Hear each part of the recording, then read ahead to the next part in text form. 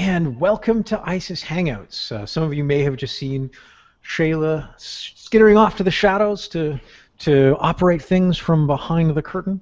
So welcome to ISIS Hangouts. ISIS is the International Special Events Society. We have chapters worldwide. You can find us at isis.com. If you want to work in the event industry, or already do work in the event industry, we are a good bunch of people to know. So this week on ISIS Hangouts, we're growing as people. After our many excellent conversations about business development and ethics and navigating the event industry, I wanted to sort of change the format a little and specifically tackle the world of AV. And by AV, I'm referring to event suppliers who more often than not provide video and presentation services to the corporate realm. Although that doesn't, there is much more to that Venn diagram, but this is sort of where I'm focusing for today. And so usually our structure is to take on a broad topic and bring a whole bunch of different types of players from the event industry, and we'll take apart that topic. We'll talk about what it is and why it's important, and then we'll slowly work through it as to how we each approach that topic. Today, it's going to be a little different. We're going to talk about business challenges in one specific domain and with experts on that domain. So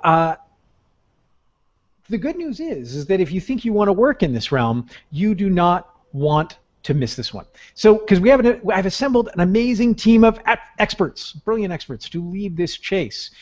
And working in the AV realm can cause PTSD and possibly the 1,000-yard stare. It's tough terrain, and today we're going to talk about why. And not only why, I'd like to do some blue sky thinking. I'd like to talk about solutions and who's trying to make it better, and what we can do to also try and make it better. And so AV sales is one of the core root tough territories. It is mercilessly cutthroat. It has deep, crazy inventory demands, very savvy and well-educated clients, cannibalistic discount practices, snipers on every rooftop, headhunters in every parking garage, and if you're not careful, it will eat your soul faster than you can say Pennywise the Dancing Clown.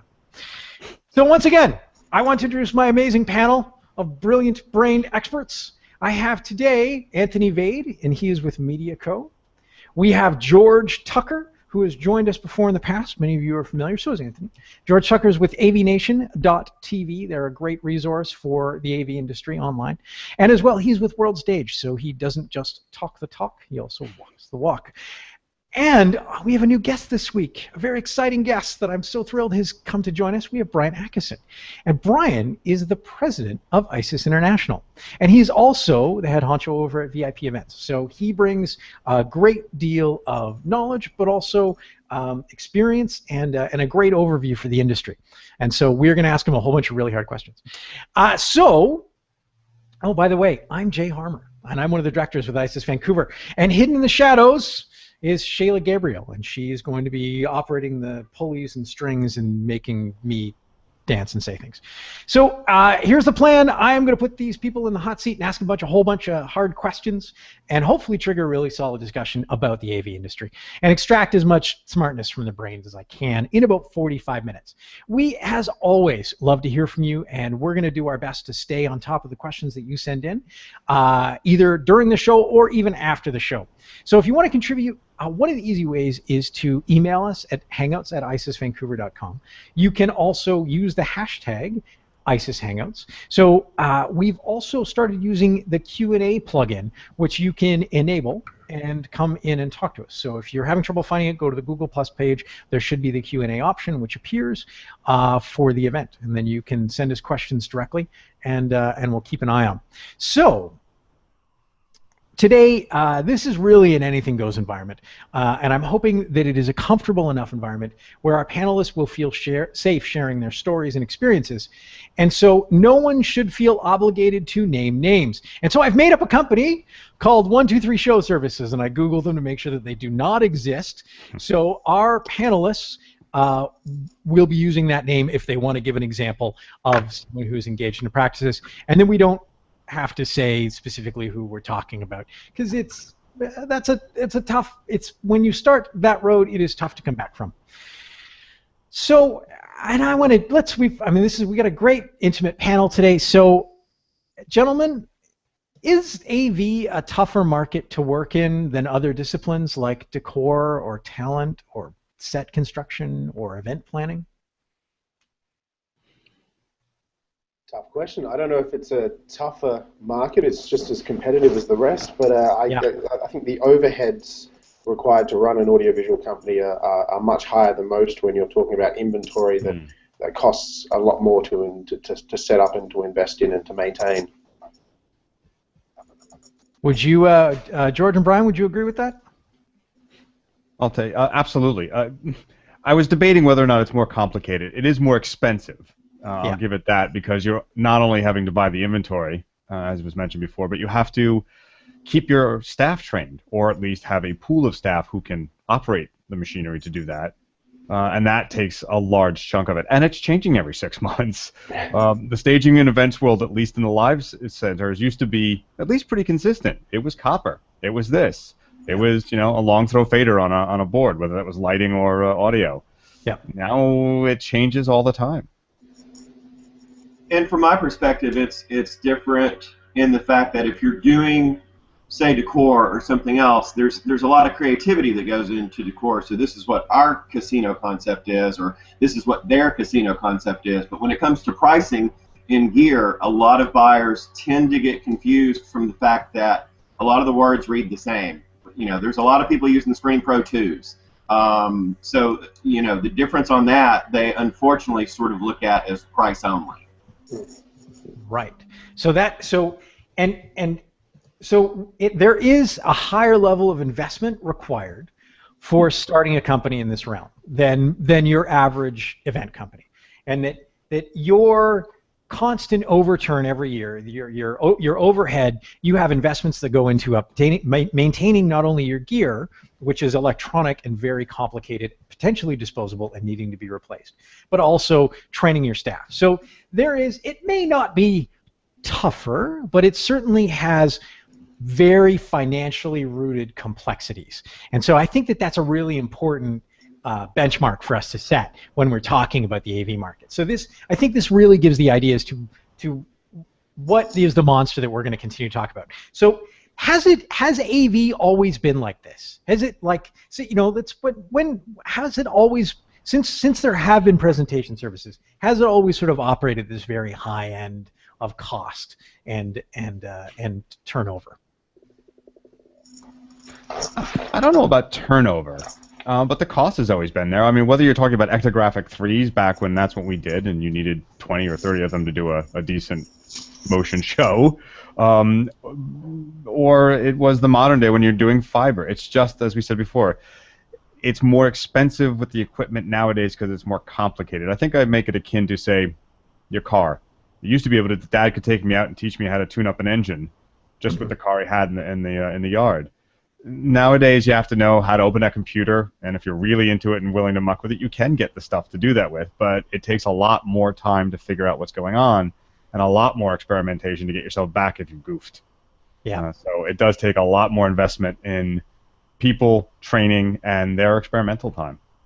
So it has been escalating then. I think it's safe to say this. Would you guys all agree that this has sort of been, if the gear is constantly becoming more complex, and in some cases becoming cheaper to produce, I think there is definitely an escalation which has happened, as we accelerate our technology. And there's also tied into that. There's been an escalation in the expectation of what a client expects their show to look like, and what level of complexity to the technology and the design and that side of things, which has gone hand in hand. So one's pushing the other, or pulling the other. And so I feel like you've been reading my notes.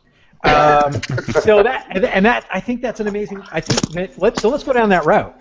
Let's talk about the clients. So we'll come back to we'll talk about the. Actually, no, I want to keep going this way. So there's an acceleration not only on the technical side but also on the expectation side, and so in this market, in this industry, is this a highly saturated realm? Is AV high? Is it really like densely saturated? There are a lot of companies that exist, whether those companies be super professional or, I believe George taught me a new term, which was trunk slammer. I'm stealing that. George, would you explain what a trunk slammer is? Sure, I didn't hear you at that first. A trunk slammer. Well, it's just what it sounds like. It's someone whose office and inventory generally are out of his trunk, whether that's a van or a pickup truck or a sedan. It's that kind of person. It's more, you see more of these people in the integration world of doing home AV, but yeah, the guys who come out of a very, very small shop, a 1 or 2 man band who's not really trained in the disciplines, but did 1 or 2 shows with an overhead projector and decided he could run, 2 of them stacked together converged. Yeah, and knows how to order them off eBay. Yeah, exactly. and my question is it more saturated? Do we also see an increase not only in the demands of the clients and the cost of the product, but is it also more? Has it been increasing in saturation? Is there a lot of companies trying to do this? I think it depends on where you are and what level you're looking at. Look, hotel AV. It used to be that all the hotels really booked majority of their bigger shows out of a staging house. Yep. Now a lot of them have either hired companies that are now the de facto supplier, or they've hired their own in-house staff, and that is where some of the complication I think comes from. The expectations are high, and whether or not when you're working with an in-house staff or that very small, I don't even want to call them mom and pop, but that very small one-man band, whether or not you can keep that quality up. And now therein comes a real big conflict. You said not to name names, but I remember very early in my career being someone who was trained by the guys I work with. I was trained and taught to be really, really professional with it. And I had a bunch of jokers talking over the speaker, making noise that you could obviously see the audience could hear, and me having to get them in line after only being called in for a last-minute rescue, which was running 2 beta decks in synchronization, and having to get them to count down and them to be quiet. There's where you manage your expectations. I didn't want my shirt with my company logo on it at that point. I did not want to be associated with that activity. I agree with George as far as what type and size of show it is. Just because you have gear, the clients always expect a certain level, but sometimes they don't realize necessarily that, not that there's anything wrong with it, but people who do wedding uplights or social uplights really, really well, it's just a different kind of light altogether. It's not the same lumens. It's not the same watt. It's, it's a different level of connections that everybody uses, and it makes a huge difference in what you can do on larger corporate shows. And while there's a lot of saturation in that market, unfortunately, sometimes companies that specialize in that also try to sell themselves as being able to do something that's maybe more outside their wheelhouse. Oh, and so tell me more about that. What happens when these companies try and go sort of beyond their and I assume that it's a financially motivated thing that causes them to go outside their wheelhouse. Absolutely. I see the bottom line, I would assume. For large corporate shows, when there's thousands of people in a general session, it just adds up over 3 days or 4 days plus load-ins and outs, and you end up with several $100,000 worth of show. And just because you have a 12,000 lumen projector, or you've got uplights, or you have some park ends, doesn't necessarily make the show. Yep. And it's not that there's anything wrong with them necessarily, but sometimes our clients get hung up on that because maybe they saw something somewhere, they went to a wedding and said, oh great, they have lights and they have speakers on a stick, so maybe we should get them to bid on our show. Yeah. And then as a result, so they will take on these things which is too large for what they're capable of. So they're not going to have the gear and the experience. So that's going to be the first place where they're going to have trouble, right? Where we've got these sort of like smaller fish trying to overextend themselves. Where else are they going to make big mistakes? What other places are they going to sort of create problems? It comes down to organization. I think we've talked about this before, about being organized and being able to communicate. And some of the smaller shops, and this is not to discredit a number of them. There are lots of really great small shops, boutique shops out there that do fantastic work. But some of them, when they get this job going, hey, you're used to doing these $10,000, $20,000, maybe $100,000 jobs. Here's a $2 million job we want to do, and we really like you, and you get our concept. You can talk the talk. And then they can't keep up with the communication because they're still doing a number of those little jobs that they always do. And then there's your job. And if they don't say right at the beginning, hey, I'm going to need to pull in some other people here, I'm going to combine with somebody else, they get lost in it, and that's when it becomes hell in a handbasket, as they like to say. Yeah. Well, You just don't get it. awful 1, 2, 3 show services does that all the time. Well, there's a lot to be said for no matter what business you're in this industry, whether it's decor or rentals or audiovisual production or anything else, that there's a whole backside that the client or the show site never sees. You know, with gear and cleaning it up and tweaking out motors, and you know, they sat in the mud last week in El Paso for somebody that I know. So, you know, it's always stuff like that, and you never see that, but there's an expectation level of when those things show up. So any smaller shop would, you know, have a hard time maybe dealing with gear on that kind of level. No, I think that's a great point. Is so that the other Anthony, do you want to pitch in on this? No, I think the other guys have pretty much covered it. It really is about the experience, not only in the pre-planning, the communication side of things, but then when you get on site, and a big part of someone who's managed a large scope show, as compared to someone who's used to dealing with the smaller shows, is having the foresight on site if things are going to go wrong. Right. And that's what a lot of people who are used to managing a $5,000 to $10,000 show, you throw them in a $500,000 or $1 million production, they're not going to have that experience of scope to understand that things are going south beforehand, and then they're reacting to things going badly rather than preventing it. Right. So we've got we've got this sort of 1, 2, 3 show services company, and they are taking on things that are too big for them. They don't have the experience with the larger budget, but they're trying to do it anyway because they're getting a little ambitious, a little greedy, and they're also renting gear and bringing in people that they don't have experience with, so they haven't budgeted for it correctly. They don't have the infrastructure sorted out. So it creates this sort of strange competitive environment where you have people who aren't that familiar trying to fight for these larger value programs. Does that sound like a fair? That is a thing that exists in this AV realm? Okay. Yeah. Is that a hypothetical? Is that reasonable? Yeah. So in this within this realm, so are there a lot of actors who are these smaller shops which are trying to sort of overextend themselves? I recognize that each market's going to be a little different, but just for your own markets, like for Vancouver or for New York, like do you guys see a lot of companies that do try and overextend themselves in this way? I don't have a market. Do y'all have a market, or do you just go everywhere? Because the larger shows tend to be all over the place, not just in your town. This is why I specifically didn't name you. Because I knew this was going to be a problem with you, because you're everywhere all of the time. Well, I mean, if we're talking about the smaller based companies, they're going to be mostly local unless they have some unique skill or technical advantage that others want them to go on tour with them, or they need to fly them across to California or whatever it is, right? I mean, for some of the companies I've worked for, it's been mostly local, but when you're in New York and you're in the tri-state area, local is a very large geographic area. Yeah. If you're in California, for, what, 12 million people? Yeah, I mean, and if you're in California and you've got trucks that can roll to Vegas, that's a really large geographic area.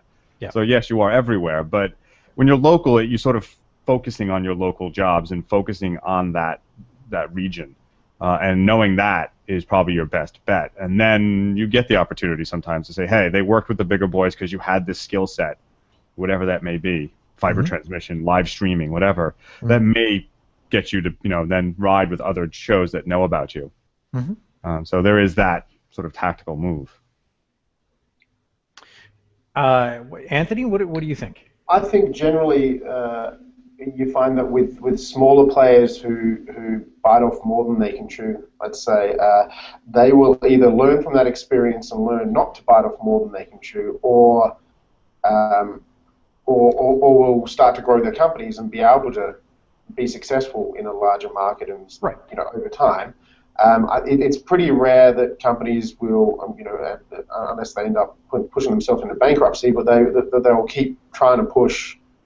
I like to think that they eventually learn their lesson. Right. That's its right. I mean, either grow or perish. Sure, and in no way am I suggesting there should be some kind of judgment that this behavior is necessarily evil or even unethical. That learning how to grow your company is not necessarily an awful thing. You should try and extend the boundaries of the stuff that you can do, and this is just the nature of the event industry.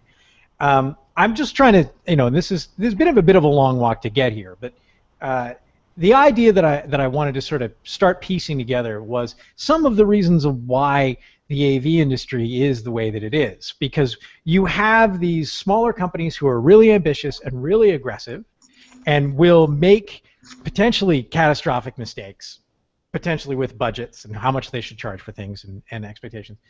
And then amongst the larger, more sophisticated players, or even the smaller established players, they have a giant pile of money at stake. They have all of this money invested in their gear, and they have repairs they got to pay for, and they got people they got to train. And so you have this sort of hyperactive environment of needing to push cash flow. Is sort of what I was trying to. That was where this walk was going. Was that this is what the environment looks like? And do you think that that's a fair assessment? It's a broad stroke, but yeah. Yeah, well, I got 45 minutes. It's got to be broad. And so that we have this environment, which is very cash flow focused, and any business is focused on cash flow. But I find from my experience in the event industry, we will totally shoot ourselves in the foot to take a show which may end up costing us even $1,000 or $10,000 in the end, just so that we can push the $140,000 through our bank account and keep the lights on. So, and this is not good practice by any means. I'm just saying that I have seen it more often than I would like. So this environment, where it is highly competitive, how does it affect the sales practice? Like, how is what is the dirty sales practice that comes out of the AV industry that makes it such a tough environment? And you're also silent. That's a hard question to answer. Sure is. It's competitive because there are only so many jobs, and it's competitive because you're all trying to bid sometimes to the lowest bid. Not always, but a lot of times that's happening. And there is limited resources, so we need to. It's competitive, and especially in the New York metro area, you have a limited number of resources, especially labor, because you don't keep everybody on staff. So you've got to be prepared to get into high gear and get all those guys and gals booked for the job. You can't commit without having that resource to make the gear go. So it's really, really intense to say, you were bidding on this, we need an answer, and we need to get going. It's something that sometimes a smaller company might be able to turnkey a little faster, depending on the size of the job. But again, they're at a disadvantage when it comes to finding resources as well, unless they're in-house.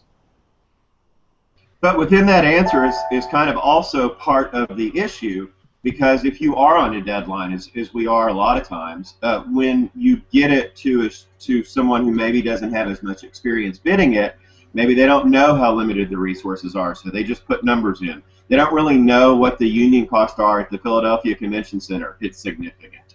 But if they don't know those things, then that's maybe some of the issue isn't that people are. I think somebody used the word dirty, but that maybe it's just the nature of the beast. You know what I mean? I think a bit of frustration comes, well for me, in the sales role. It has come from comparing apples with oranges when it comes to inventory. When you're bidding against or with someone on price, and they're worried about the bottom line, and they're comparing two quotes, and one's offering some quality equipment and one's offering something that's not quite so quality, then it's a bit hard to compete with that, and it's hard to educate the client that what they're getting offered from company A might be a $200 speaker as opposed to company B, which is a $4,000 speaker. Yeah, because they see speaker is speaker, video camera is video camera, and it's not. Yeah. And so there's also this realm of the client level of sophistication, and that they sort of have an idea of how much a thing should cost. And this is just us as humans. We all do this. When you go out and buy a pair of jeans, you're like, a pair of jeans should cost. and that there is this ability to discount what the stuff is worth based on what the perceived value is, and that perceived value could be anchored on the price of bananas. Like our if there's if you guys follow anything like youarenotsosmart.com, which is a really great website about how our brains are broken. It's really, you can literally anchor prices on anything. Like, it doesn't matter, and then people will decide that it's the speaker shouldn't cost that much. So we're talking about this realm where not only are the companies very competitive and are very highly motivated to be competitive, we also have the clients who are also trying to grind the companies for every dollar that the show is worth, and so you end up in this really rough environment where the value of what the company is being presented is up in the it is a known value to the company, but not necessarily to the client. And even when it is made known to the client, they may not necessarily adopt that information into how they look at it. And so, oh, Brian, you just got muted. Hold on a sec. Let's get you unmuted. Your blue jean example is really good. So, true. If you want to go buy blue jeans, you can go to Walmart or Target, and you can buy blue jeans, I think, for maybe $12. Or you can buy just a different brand of blue jeans somewhere else that are, what, $400? And at the end of the day, blue jeans are blue jeans. You're not naked, and you're wearing blue jeans. So that's not true of AV gear, because you can't say that this microphone is a PLX is going to work the same, because it's absolutely not the same microphone, and we can't accept that. You look at that's what industry concert riders are based on. We can't accept these kinds of gear. Yep. Here's what you have to have. And so you're absolutely right. There's a level of information that I'm really a producer, not a gear owner. But that's where I make my living, is educating my clients to exactly what they need for their show. Man, okay, so this is part of the solution, I think, is what we're getting towards, is that in order to communicate correctly with your clients, you are having to add this extra level of education that you bring to the table. And so that allows you to explain to them clearly what it is that they're paying for. And so that when another company comes in and is competing with you on a bid, when you have educated them as to what it is you're actually delivering and why this microphone costs $2,000 to rent because it's amazing, versus the $25 Shure that they are getting through this other package, which makes it so much cheaper, that this is what will make the difference between trying to convince that client to go with you instead of just going with the mom and pop trunk slammer discount shop. So do you all have this experience? Like, do you all have this sort of like component in your work where you really do get to play educator? Like, is this just Brian on the producer side? I've always been working on educating the clients. It wasn't a traditional model for the audiovisual industry. I think traditionally the idea of the AV company was to keep the client in the dark as much as possible and charge as much as they could for whatever product they had. But as I think a lot of misconceptions come into the industry, as you said, value before, perceived value, I could just go to Best Buy and buy that attitude. Yeah. It's more important than ever to be able to explain to the client why that projector is so much better, and have them at least understand on a basic level. And George, that's your experience as well? Well, I mean, yes and no. Yes, for the most part. Again, we're talking about the smaller shops versus some of the larger shops or collectives. Mm-hmm. And then maybe that's a time to bring that up. I mean, one of the tactical advantages of smaller shops is combining into groups that can work together. Something you and I talked about earlier, and hopefully I'm not bringing up too early in the show. No way, no. Something I've had I was gonna sort of carry on ranting about how mean AV companies could be, but let's talk about how they can work together and be friendly. We're all such a bunch of meanies, old scowled guys who nobody likes. Well, there's this thing out there now. I'm not part of them, and I'm only going to talk from my experience of having some of the individuals on my show called The Live Life on AV Nation about staging. Mm-hmm. There's something called the RSN, Rental Staging Network. and this is a collective of rental companies, and I believe from my looking, it's mostly in the Midwest. They get together, and they meet at business meetings, they meet at the trade shows, but they also work together to trade information about solutions, about how to find certain pieces of equipment, whether it's from each other or other sources, and work to say, hey, I've got this big show. I know you're a couple of miles from me. We should probably do this together so we can do it right, and therefore combining their resources to make that show happen. And they seem to be very successful at it, and they work in very close union with each other to make sure that they can get the job done. I don't believe from my experience that they try to close others out, but they're that little collective there, and that's how they say, hey, we're not big, but we're big. Right.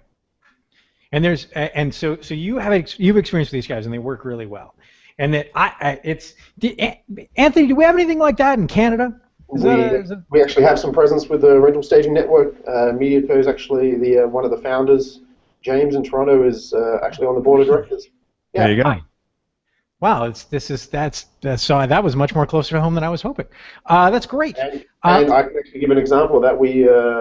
Do I get it right though? Let's make sure. Did I get it right? I didn't misrepresent it at all. I hope not. There was a show that came through Vancouver that was at the convention center, and the company was out of Chicago, I believe, the AV staging company that had been doing the show for years in the US, and it came to Vancouver, and MediaCo picked up a bunch of the rooms, and another local company also picked up some rooms as well, so they didn't lock out a company that wasn't part of the Rental Staging Network.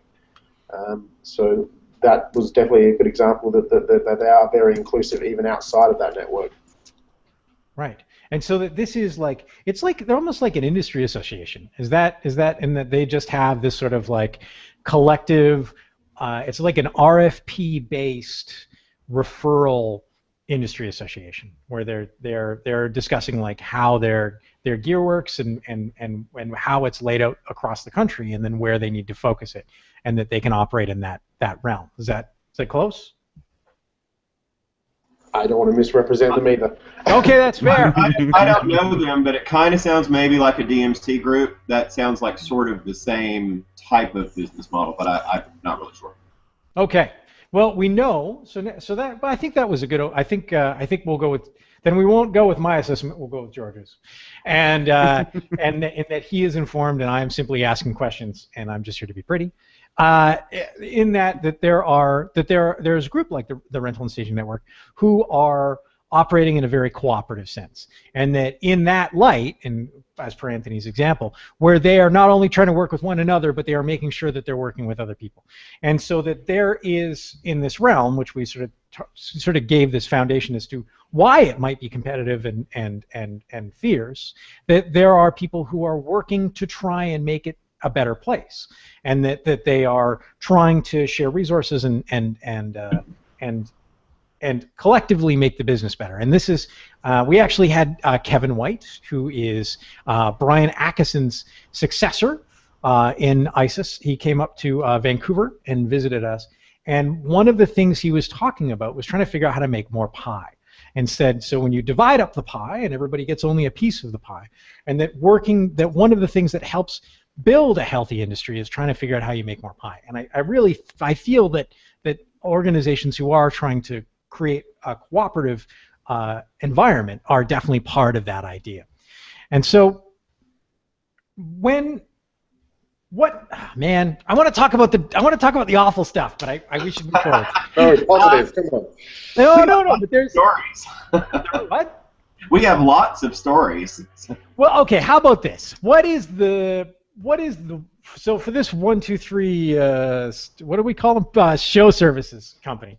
What's like the worst sales practice you guys have? Brian, tell me what the worst sales practice is. The worst sales practice you've seen in the AV terrarium that you've seen go on in there.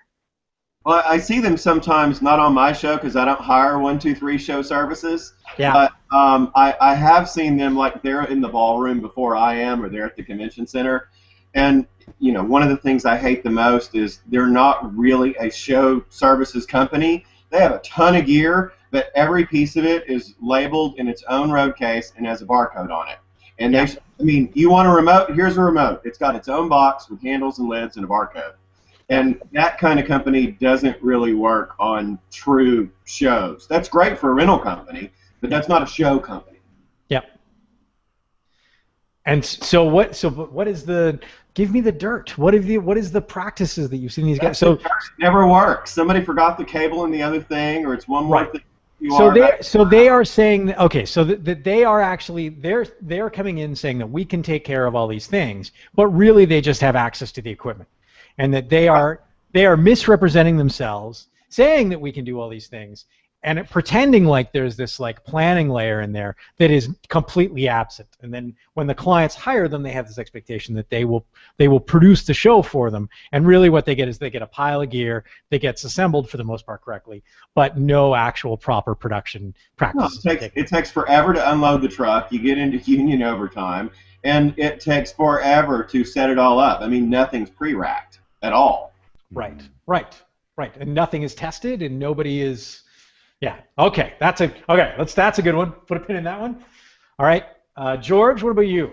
I'm resistant to say any more than something like that, but I have to say that Brian hits it on the head. The whole testing the system before it lands on site is something that a lot of smaller shops, and I dare say some bigger shops, have done, where they just turn the gear around. And it came in, it went out. Hey, there's still a tape in it. Oh, it must be from the last client. Or I'm aging myself tape. But there's content on the GuidePro drive. Oh, that was from the last client. Yeah, sorry about that. And you can't use that as test material. No, get it off the screen kind of stuff. This is not their show. It's somebody else's show.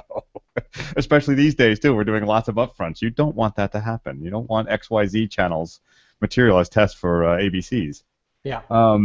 But that is the advantage, I think, of some of the bigger houses, that we have the resources to assemble an engineered system that has been tested, QC'd, configured before it left the shop with the person who tested it, and they arrive together with the gear at the site.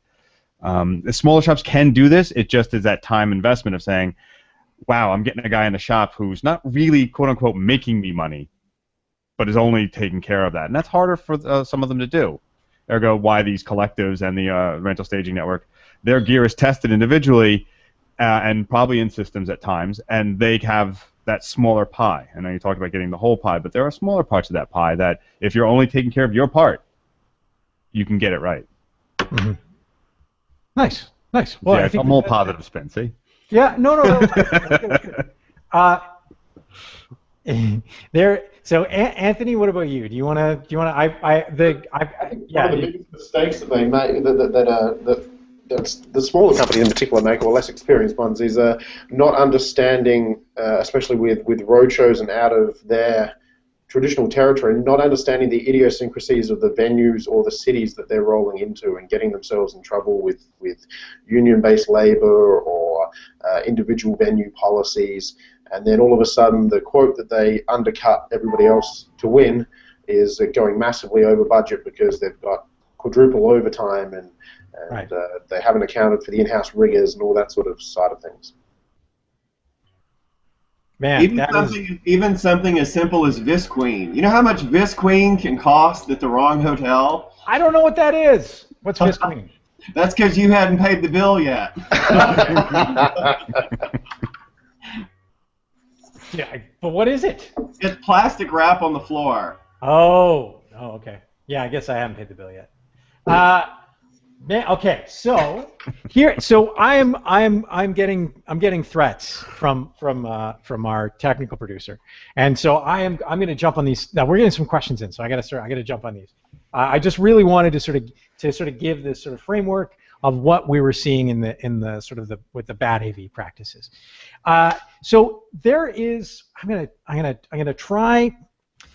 So here is a question, and this comes in from Corinne Kessel, and she's the president of ISIS Vancouver. She said, "Do you see things changing for women in AV? Is there anything that is encouraging and helping to develop the talent of the I assume of the collective crew within the realm in the AV territory?" I did a show the last 2 days, and we had 4 female riggers on the show. Right. So there's a few companies. I mean, Christie Lights and Riggett in Vancouver have a pretty large contingent of female staff, and that's good to see. Right. That's like is that as a result of a program, or is that just them being progressive and lovely and making sure that nobody's getting cut out because they're a girl?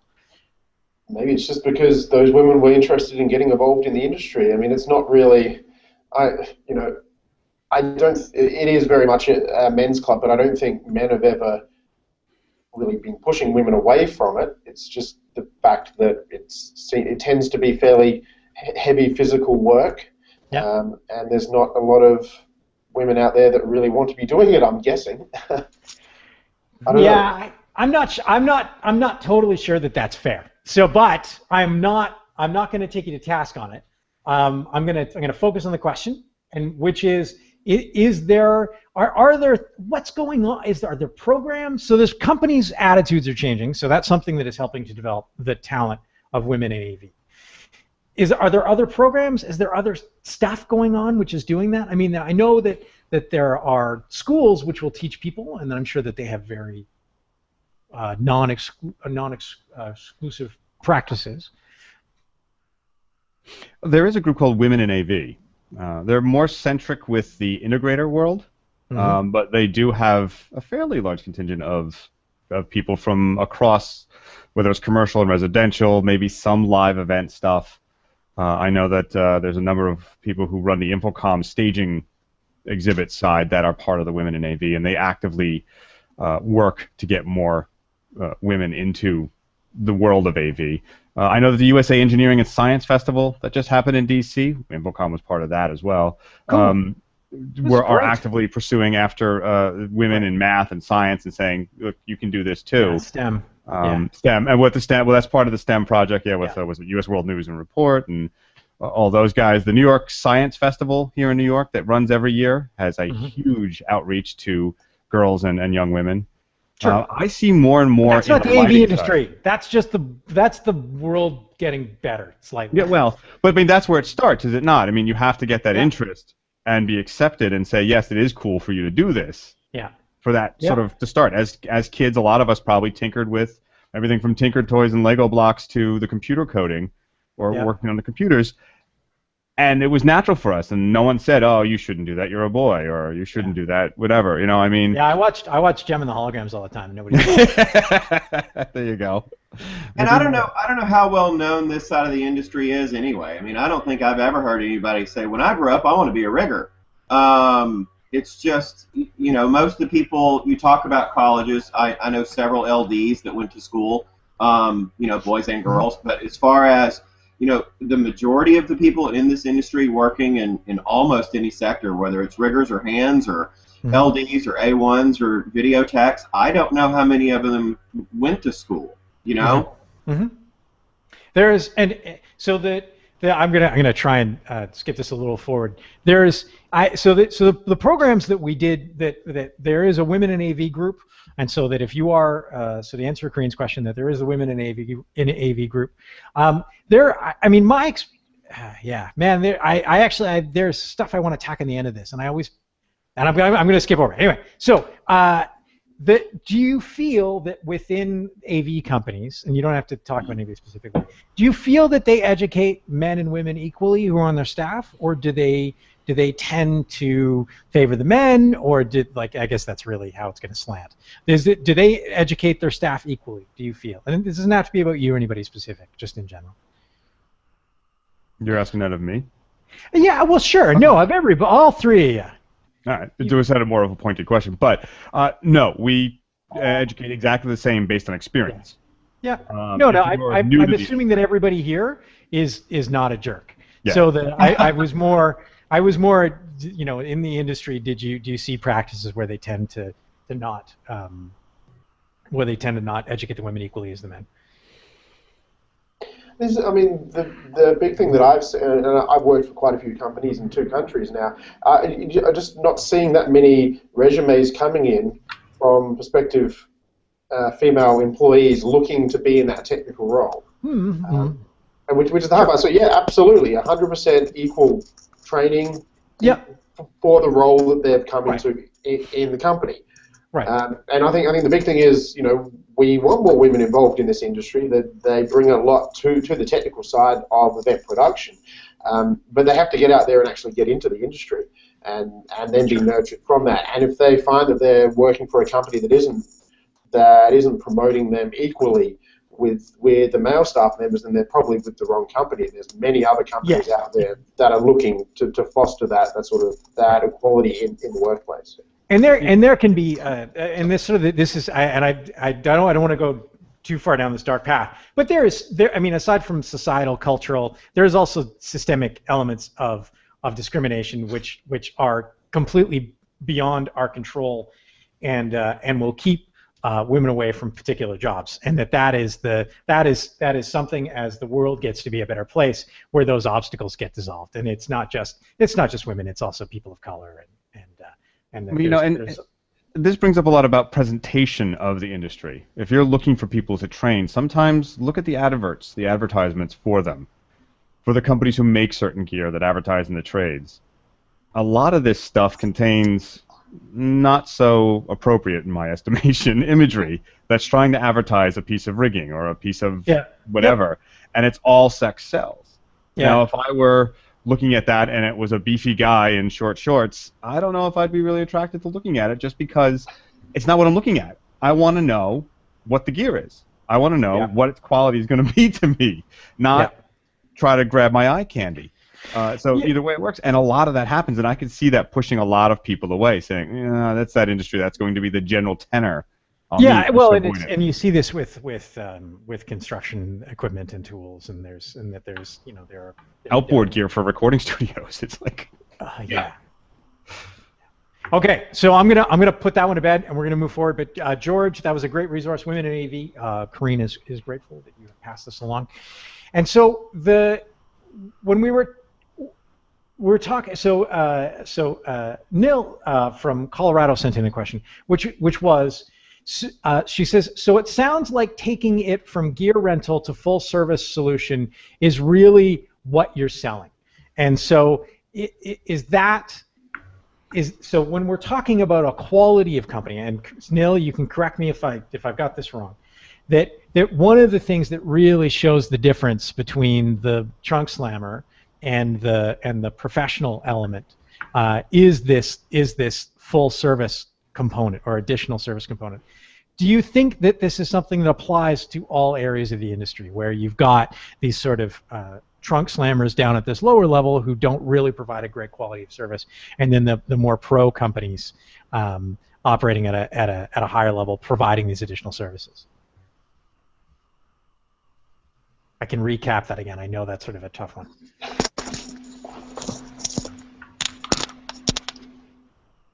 Okay, I will. All right. So so what I'm asking, and Neil again, I guess it's going to take a while for the feed to catch up. But anyway, so she's asked. So it sounds like taking it from gear rental to full service solution is what you're selling. Do you think that applies to all areas of our industry? That is her question. So from my point of view as a producer, this is a sales industry. If you're trying to sell gear, you're in the wrong place, or you're doing it wrong. Because my clients, at least, aren't looking for gear. I mean, again, go buy it on eBay, go buy it from a truck slammer, whatever. It's about the solution that we provide to our clients and their needs, goals, and objectives, and how we can get them to where they want to be as a company. We're not just there doing a 4-day show. There's a reason why they're doing it. It's a product rollout, or it's sales training, or it's keeping employees engaged. That's the solutions that we're part of. I'm not just the guy that happens to own a microphone. Yeah. All right. Neil, I hope that answered your question. If not, submit another one, and I will try and do better. Or just call me. I know her. So. Okay. So there was one other sort of follow-up question. So in regards to educating the clients, do you find that AV companies will treat female clients the same way that they treat their male clients? Is there sort of, man, these are hard questions. So do you find that this is a practice which will go on with AV companies where they will provide a different kind of service to, or a lesser quality of service to female clients?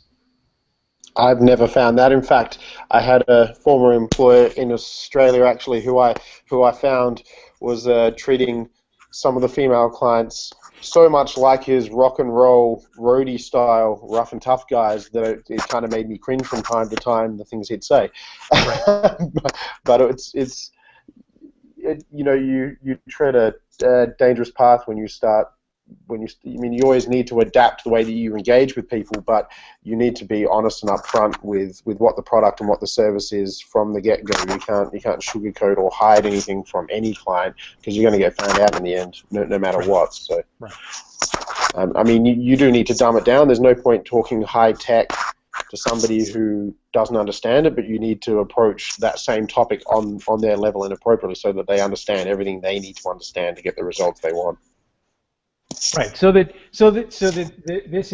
this is something that potentially exists, and that there will be people out there who will apply poor communication practices based on gender discrimination. But this isn't something that is